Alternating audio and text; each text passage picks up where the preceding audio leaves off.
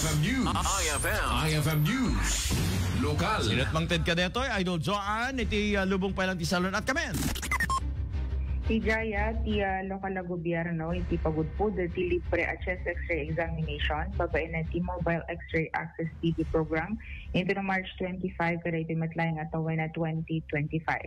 Maangay da ito'y iti mismo cultural and sports complex ti munisipyo, maurugi iti oras ti alas 8, iti bigat aging gana iti alas 5 ti mali. Gutguti-gute na ti lokal na gobyerno, iti panungundaway dagiti residente. Iti dayto programa nang langro na dagiti adda na ti sakit iti para diabetic agoy uyak iti lasud ti dua alawas ken maipakpakam mo ang masapol agundawayan pay daytoy dagiti barangay officials, barangay health workers, barangay nutrition scholars ken dagiti tricycle drivers. Sagot daytoy ti Department of Health kaspaset ti Bagong Pilipinas iti agda mga administrasyon.